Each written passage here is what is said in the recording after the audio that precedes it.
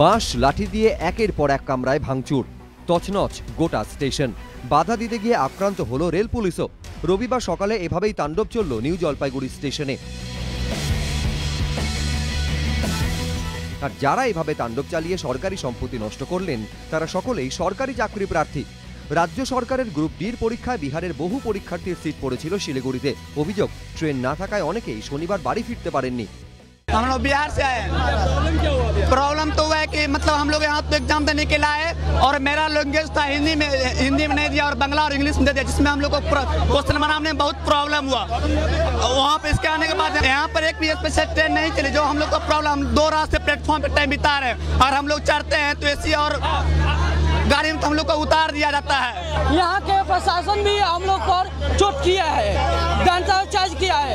ये प्रशासन क्या है? हम चाहते हैं कि स्पेशल मेरा ट्रेन हो कि हम घर पहुँच सके। রবিবার সকালে এনজেপি স্টেশনে পৌঁছয় অবধ অসম এক্সপ্রেস। অভিযোগ, বিহারের পরীক্ষার্থীরা জোর করে ওই ট্রেনের সংরক্ষিত কামরায় ওঠার চেষ্টা করেন। আরপিএফ বাধা দিলে দুপক্ষের মধ্যে খণ্ডযুদ্ধ শুরু হয়ে যায়। রেল লাইনে টায়ার ফেলে আগুন ধরিয়ে দেন পরীক্ষার্থীরা, বন্ধ হয়ে যায় ট্রেন চলাচল। পুলিশকে লক্ষ্য করে পাথর ছুঁড়তে শুরু করেন ভিন রাজ্যের পরীক্ষার্থীরা। শিলিগুড়ি পুলিশ কমিশনারেট থেকে বাড়তি বাহিনী ঘটনাস্থলে পৌঁছয়। পরিস্থিতি নিয়ন্ত্রণে আনতে শুরু হয় লাঠিচার্জ। এরপরই কার্যত রণক্ষেত্র হয়ে ওঠে স্টেশন চত্বর। বাতানুকুল সহ অবধ অসম এক্সপ্রেসের 3টি কামরা ভেঙে গুঁড়িয়ে দেন বিক্ষোভকারীরা। ভাঙচুর চলে ট্রেনের ইঞ্জিনেও। রেলের অন্যান্য সম্পত্তিও তাণ্ডবের হাত থেকে রেহাই পায়নি।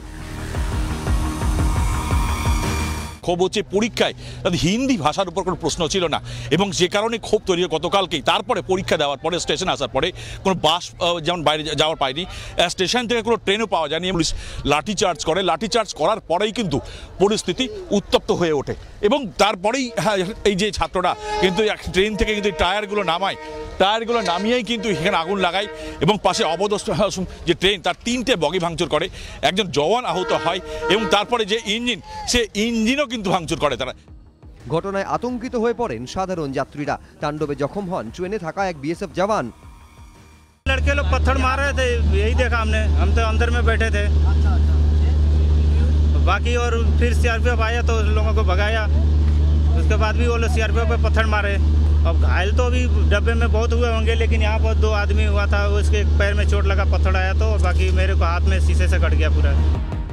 সকাল 10টার পর ভিন রাজ্যের পরীক্ষার্থীদের জন্য বিশেষ ট্রেনের বন্দোবস্ত করা হয়। তারপর ধীরে ধীরে স্বাভাবিক হয় পরিস্থিতি। পরীক্ষা যাতে নির্বিঘ্নে হয় সেজন্য শনিবার বেশ কিছু পদক্ষেপ নিয়েছিল রেল।